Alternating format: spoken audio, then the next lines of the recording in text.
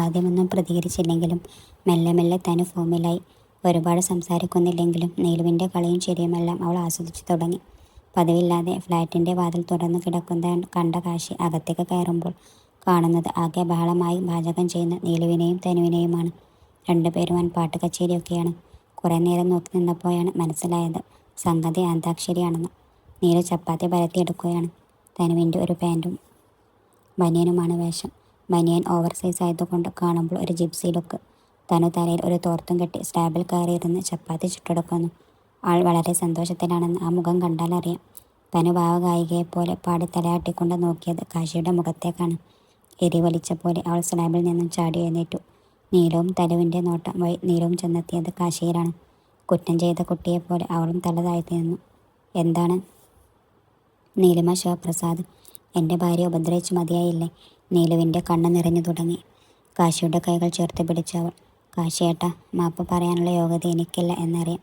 പക്ഷെ അത് ചോദിക്കാനുള്ള മിനിമം ധൈര്യം കിട്ടാനാണ് ഞാൻ കുറച്ച് നാളത്തേക്ക് മാറി നിന്നത്. എന്നോട് ക്ഷമിക്കണം എന്ന് പറയില്ല. പക്ഷേ ഞാനിപ്പോൾ പഴയ നീലു ആയിട്ടല്ല ഏട്ടൻ്റെ മുന്നിൽ നിൽക്കുന്നത്. ഈ ഒരു ദിവസം ഇവിടെ തങ്ങാൻ എന്നെ അനുവദിക്കണം. നാളെ രാവിലെ പോയിക്കോളാം. കാശി നീലുവിനെ ഒന്ന് നോക്കി. ഇത്തവണ അവൾ പറയുന്നത് സത്യമാണെന്ന് കാശി എന്ന ഏട്ടനും കൈലാസ് എന്ന പോലീസ് ഓഫീസർക്കും ഒരുപോലെ ബോധ്യം വന്നു.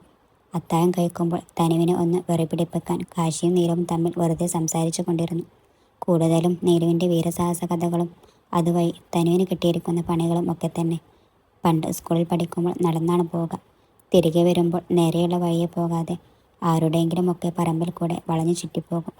മാങ്ങ, നെല്ലിക്ക, ചാമ്പക്ക തുടങ്ങി ആ വഴിയിൽ എന്തൊക്കെയുണ്ടോ അതെല്ലാം കൈക്കലാക്കും. സാധാരണയിലും വൈകിയാണ് വീട്ടിലെത്തുക. ചെല്ലുമ്പോഴേ കാണാം സുമിത്രാമ്മ ചൂരലും കൊണ്ട് നിൽക്കുന്നത്. കൊണ്ടുപോയത് നീലുവാണെങ്കിലും അടി കെട്ടുന്നത് തനുവിനാണ്. നീയല്ലേ മൂത്തത് എന്നൊരു പറച്ചിലും. വെറും 3 ദിവസത്തെ മൂപ്പാണെന്ന് കൂട്ടണം. ഒരു ദിവസമല്ല, മിക്കവാറും എല്ലാ ദിവസവും ഇതാണ് കഥ. നീലു ഭാവനയുടെ കടുത്ത ആരാധികയായിരുന്നു.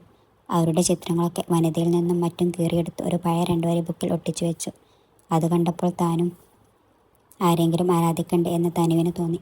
മീര ജാസ്മിനിലും ഗോപികയിലുമൊക്കെ ചെന്ന് അവസാനം കാവ്യമാധനിൽ ആരാധന അവസാനിച്ചു.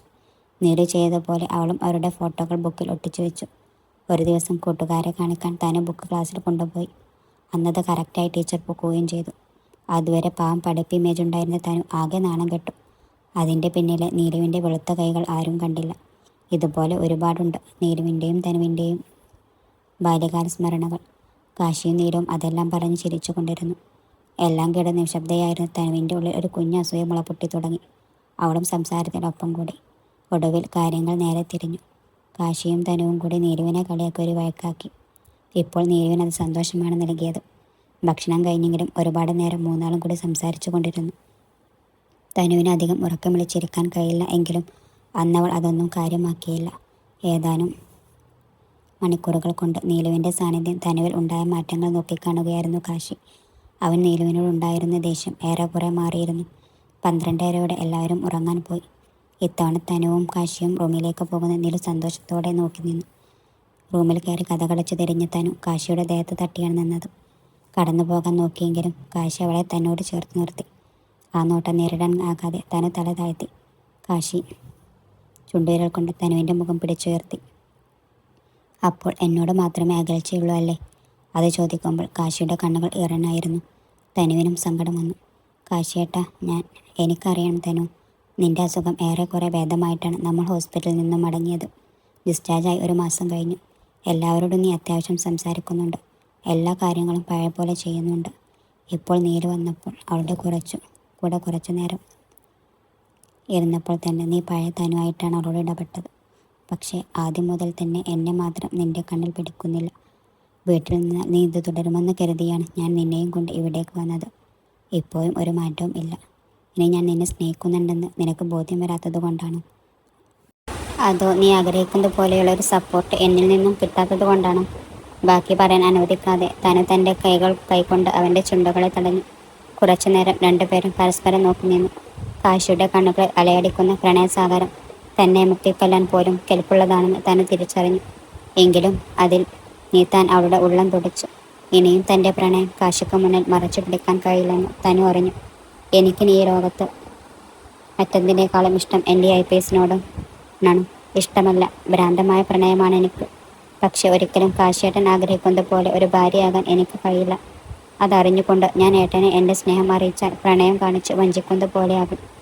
ഇത്രയും നാൾ എൻ്റെ പ്രണയം കാശിയേട്ടൻ കണ്ടുപിടിക്കാതിരിക്കാനാണ് ഞാൻ ഒഴിഞ്ഞു മാറി നടന്നത്. ഇഷ്ടമാണ്, എൻ്റെ പ്രണയമാണ്. പക്ഷേ ഏട്ടൻ ഒരു നല്ല ഭാര്യയായി ജീവിക്കാൻ എനിക്കാവില്ല. എന്നെ മറക്കണം കാശിയേട്ടൻ. തനു വിതുമ്പലോടെ പറഞ്ഞു നിർത്തും മുമ്പ് കാശിയുടെ കൈകൾ അവളുടെ ചെകിടിൽ പതിഞ്ഞു കഴിഞ്ഞിരുന്നു. നീ എന്നെക്കുറിച്ച് എന്താടിക്കൊക്കെ മനസ്സിലാക്കി വെച്ചത്? ഈ നല്ല ഭാര്യ എന്ന് നൂറുവട്ടം പറയുന്നത് ഏതർത്ഥത്തിലാണെന്ന് എനിക്ക് മനസ്സിലാകുന്നുണ്ട്. കല്യാണം കഴിഞ്ഞ് അന്ന് തന്നെ ഞാൻ വിചാരിച്ചെങ്കിൽ നടക്കില്ല എന്ന് തോന്നുന്നുണ്ടോ നിനക്ക്? ഒരു മാസത്തിലേറെ ഒരു ബെഡിൽ കിടന്നുറങ്ങിയിട്ടും ഒരിക്കലെങ്കിലും എന്തെങ്കിലും രീതിയിൽ ഞാനതിന് ശ്രമിച്ചതായി പറയാമോ നിനക്ക്? എല്ലാം പോട്ടെ, ആശുപത്രിയിൽ കിടക്കുന്ന സമയത്ത് നിന്റെ അടിവസ്ത്രം വരെ മാറ്റി തന്നിട്ടുണ്ട് ഞാൻ. എൻ്റെ മടിയിൽ കിടന്ന മിക്ക ദിവസങ്ങളിൽ നീ ഉറങ്ങിയത്. അത്രക്ക് മൂത്തു നിൽക്കുകയാണെങ്കിൽ അന്നേ എനിക്കാകാമായിരുന്നു. ഞാൻ സ്നേഹിച്ചത് നിന്നെയാണ് തനു. എല്ലാം മറന്ന് നീ എൻ്റെ കൂടെ പുതിയൊരു ജീവിതം തുടങ്ങാനാണ് ഞാൻ കാത്തിരിക്കുന്നത്. ഒരല്പം പോലും നിനക്കെന്നെ മനസ്സിലാകുന്നില്ലല്ലോ തനു. ദേഷ്യത്തേക്കാൾ അപ്പോൾ കാശിയുടെ ശബ്ദത്തിൽ വേദനയാണ് നിറഞ്ഞു നിന്നത്.